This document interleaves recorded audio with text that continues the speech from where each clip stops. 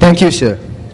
Coming next is the prize-giving speech by Migara Charahitage at the annual Interhouse ALM Hashim Challenge Shield Oratorical Contest to present his speech. His speech is a reproduction of the speech made by US President Barack Obama in Cairo. The theme of the speech is the conflict between the Islamic world and the Western world. His Excellency, the Ambassador, Principal Sir, and distinguished guests, a very good evening to all of you. I am honored to be in the timeless city of Cairo and to be hosted by two remarkable institutions. For over 1,000 years, Al-Azhar has stood as a beacon of Islamic learning. And for over a century, Cairo University has been a source of Egypt's advancement. Together, you represent the harmony between tradition and progress. I'm grateful for your hospitality and for the hospitality of the people of Egypt. I'm also proud to carry with me the goodwill of the American people and a greeting of peace from Muslim communities in my country. Assalamu alaikum. We meet at a time of great tension between the United States and Muslims around the world. Tension rooted in historical forces that go beyond any current policy debate. The relationship between Islam and the West includes centuries of coexistence and cooperation, but also conflict and religious wars. More recently, tension has been fed by colonialism that denied rights and opportunities to many Muslims, and a Cold War in which Muslim majority countries were too often treated as proxies without any regard to their own aspirations. Moreover, the sweeping change brought by modernity and globalization has led many Muslims to view the West as hostile to the traditions of Islam. Violent extremists have exploited these tensions in a small but potent minority of Muslims.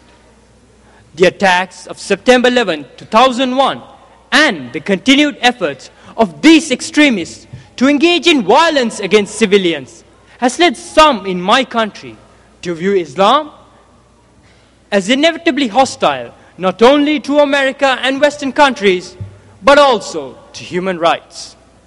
This has bred more fear and more mistrust.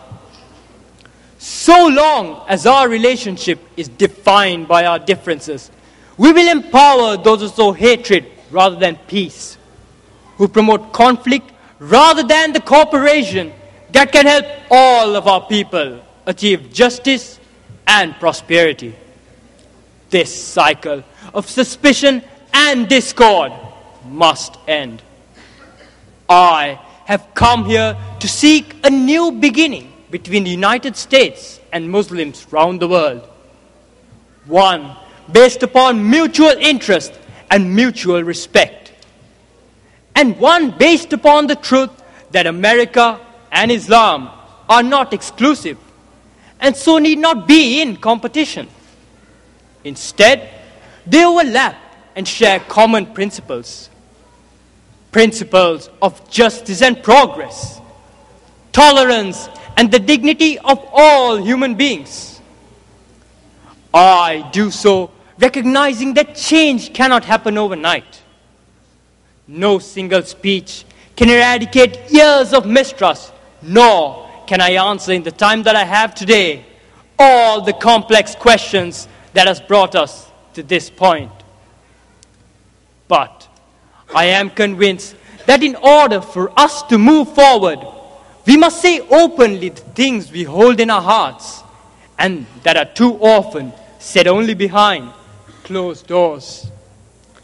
There must be a sustained effort to listen to each other, to learn from each other, to respect one another, and to seek common ground. As the Holy Quran tells us, be conscious of God and speak always the truth. That is what I'll try to do today, to speak the truth as best I can. humbled by the task before us, and firm in my belief that the interests that we share as human beings are far more important than the forces that drive us apart. Part of this conviction is rooted in my own experience.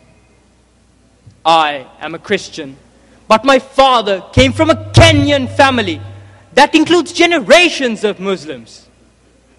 As a boy, I spent several years in Indonesia and heard the call of the azan at the break of dawn and the fall of dusk. As a young man, I worked in Chicago communities where many found dignity and peace in their Muslim faith. As a student of history, I also know civilization's death to Islam. It was Islam at places like Al-Azhar University that carried the light of learning through so many centuries, paving the way for Europe's Renaissance and Enlightenment. It was innovation in Muslim communities that developed the order of algebra, our mastery of pens and printing, our understanding of how disease spread and how it can be healed. Islamic culture has given us majestic arches and soaring spires, timeless poetry and cherished music, elegant calligraphy and places of peaceful contemplation. And throughout history, Islam has demonstrated through words and deeds the possibilities of religious tolerance and racial equality. I know too that Islam has always been a part of America's story.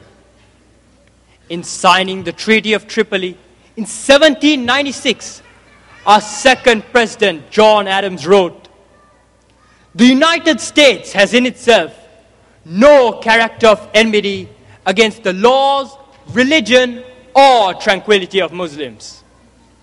And since our founding, American Muslims have enriched the United States. They have fought in our wars, served in government, stood for civil rights, started businesses, taught at our universities, excelled in our sports arenas, won Nobel Prizes, built our tallest building, and lit the Olympic torch. And when the first Muslim American was recently elected to Congress, he took the oath to defend our Constitution using the same Holy Quran that one of our founding fathers, Thomas Jefferson, kept in his personal library. So I have known Islam on 3 continents before coming to the region where it was first revealed. That experience guides my conviction that the partnership between America and Islam must be based on what Islam is, not what it isn't. And I also consider it part of my responsibility as the President of the United States to fight against negative stereotypes of Islam wherever they appear. Thank you.